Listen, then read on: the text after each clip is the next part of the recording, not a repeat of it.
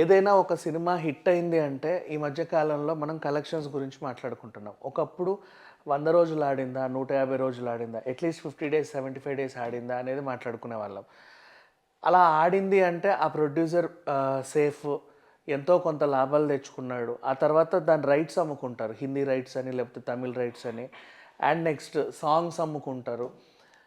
ఆ తర్వాత ఇప్పుడు అంటే ఓటీటీ వచ్చింది కాబట్టి ఓటీటీకి అమ్ముకుంటారు. ఇంతకుముందు శాటిలైట్ మాత్రమే ఉండేది, శాటిలైట్కి అమ్ముకునేవాళ్ళు. అలా బిజినెస్ జరిగేది. ఎప్పుడు ఏ ప్రొడ్యూసర్ని కూడా ఐటీ రైట్స్ జరిగింది లేదు, వాళ్ళ కార్యాలయానికి పోలీసులు వెళ్ళింది లేదు, ప్రశ్నించింది లేదు. అయితే ఈ మధ్య కాలంలో మాత్రం ఇది ఎక్కువైపోయాయి. ఒక సినిమా రిలీజ్ అయిందంటే వెంటనే వాళ్ళ నిర్మాణ సంస్థలపైన ఐటీ రైట్స్ అవుతూ ఉన్నాయి. మనం ఎప్పటి నుంచో చూస్తూ ఉన్నాం గత 2-3 సంవత్సరాల నుంచి.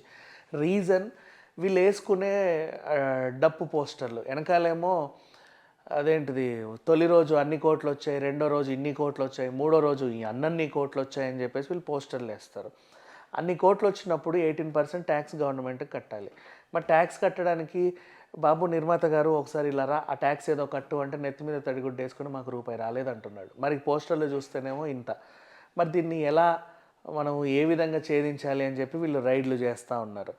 గతంలో దిల్ రాజు గారు కూడా చెప్పారు, ఊరికే అట్లా వేసుకుంటాం లేండి పోస్టర్లు, ఏదో మా ఆనందం కోసం అని.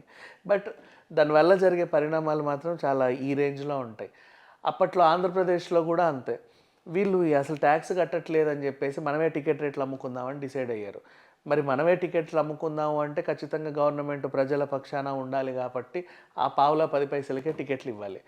ఇట్లా ఎవరికి కూడా ఎంత కాదనుకుంటే ఇండస్ట్రీకి అయితే నష్టమే. ఎవరికి లాభమో ఎవరికి నష్టమో మనం పక్కన పెట్టేస్తే ఇండస్ట్రీకి అయితే నష్టమే. ఇండస్ట్రీ రెవెన్యూకి గండి పడుతూ ఉంది. మరి ఎందుకు ఇంకా ఈ ప్రొడ్యూసర్లు కలెక్షన్లు అంటున్నారు? రీసెంట్లీ బోలా శంకర్ నిర్మాత అనిల్ సుంకర కూడా ఒక మాట చెప్పారు.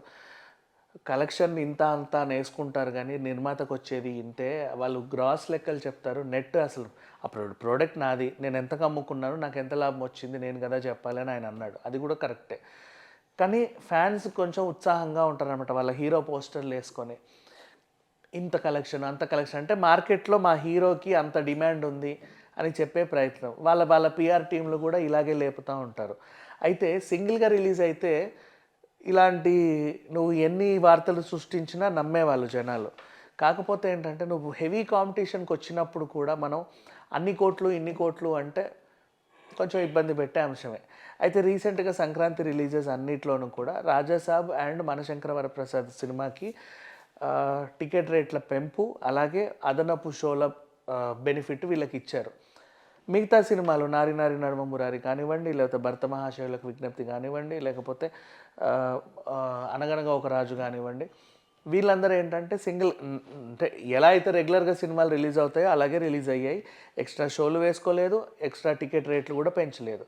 కాబట్టి మనం కలెక్షన్స్ ఎప్పుడైనా ఎలా ఉంటుందంటే పోస్టర్లు వేసుకుంటారు కానీ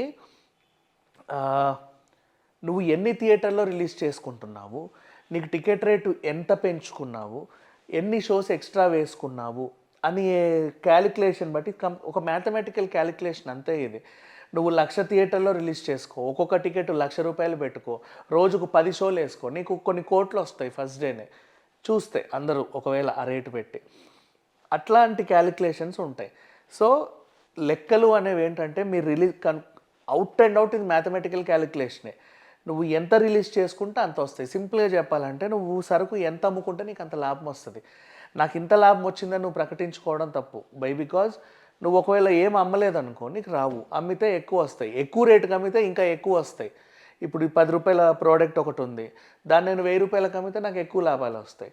₹10 ప్రోడక్ట్ ₹10కే అమ్మితే నార్మల్ డబ్బులు వస్తాయి. ఇంతే లాజిక్, ఇంకేమీ లేదు. అయితే పోస్టర్లు వేసుకునే ప్రతి ఒక్కరు కూడా మీరు ఎన్ని స్క్రీన్లలో రిలీజ్ చేసుకున్నారు, ఎంత రేటు పెంచుకున్నారు, ఎన్ని షోలు వేసుకున్నారు దాని మీదే ఆధారపడి ఉంటుంది. అది గొప్ప మాత్రం అసలు కాదు. కాకపోతే గొప్ప ఏంటి, ఒక సినిమాకి జనం వెళ్ళారు, వాళ్ళ మౌత్ టాక్ చాలా బాగుంది అన్నారు, ఇంకో 10 మందికి చెప్తున్నారు, పదే పదే చూస్తున్నారు, సినిమా ఇంకా థియేటర్లో ఆడుతూ ఉంది, హౌస్ఫుల్ అవుతూ ఉంది. అందరు వెళ్ళి కామెడీని ఎంజాయ్ చేయడము, హారర్ని ఎంజాయ్ చేయడము, లేదా సెంటిమెంట్ కరిగిపోవడం లాంటివి చేస్తే ఆ సినిమా హిట్. సింపుల్గా చెప్పాలి అంటే. సరే, ఈ విషయాలన్నీ పక్కన పెడితే హిట్ గోల మనకు ఎందుకులే కానీ ఇప్పుడు ఏమైంది అంటే మనశంకర వరప్రసాద్ గారు సినిమాకి వీళ్ళు అంటే టికెట్ రేట్లు పెంచుకోవడం, అదనపు షోలు వేసుకోవడం వల్ల వీళ్ళకి ఎలాగో లాభాలు వచ్చి ఉంటాయి. కానీ ఆ ప్రకటించుకున్న ఆ ప్రకటనలు ఏవైతే ఉన్నాయో దాని మీద ఐటీ ఫోకస్ పెట్టింది. వీళ్ళు వచ్చేసి మాకు వివరణ ఇవ్వండి, మీకు ఎంత వచ్చాయి, ఎంత వస్తుంది, మరి అంత ఎందుకు వేసుకున్నారు. ఇప్పుడు వీళ్ళు చెప్తారు అది గ్రాస్ అండి. మరి గ్రాస్ని ఎందుకు ప్రకటించారు? మీరు గ్రాస్ ప్రకటించినప్పుడు నెట్ వాల్యూ తక్కువ ఉన్నప్పుడు నెట్ వాల్యూకి ట్యాక్స్ కడతామంటే మాకు కుదరదు. మీరు పోస్టులు అనేసారు కాబట్టి ఆ డబ్బులకి మాకు సమాధానం చెప్పాలి. అండ్ ఇదే విధంగా ఇది కోర్టుకైతే వెళ్ళింది. వీళ్ళు ఎక్స్ట్రా అమ్ముకున్నారు, ఎక్స్ట్రా ఇచ్చేశారు అని చెప్పి కొంతమంది కేసులు వేస్తూ ఉంటారు కదా, వాళ్ళు కూడా దీని మీద కేసు వేస్తే గత సినిమాలు కూడా పుష్ప, రాజాసాబు, మనశంకర వరప్రసాద్ కానీ, అఖండ 2 కానీ, గేమ్ చేంజర్, ఇంకా బోల్డ్ అన్ని సినిమాల లెక్కలన్నిటికీ సంబంధించి ఒకేసారి తీర్పు ఒక వాయిదా అయితే పడింది. నెక్స్ట్ వాయిదాలో దానికి కూడా తీర్పు వచ్చే అవకాశం అయితే ఉంది. మరి ఆ తీర్పు వెలువడిన తర్వాత వీళ్ళ డబ్బులన్నీ గవర్నమెంట్కి కట్టాలా లేకపోతే వీళ్ళు ఇంకేమైనా చేస్తారా అనేది వెయిట్ చేద్దాం. Thank you so much.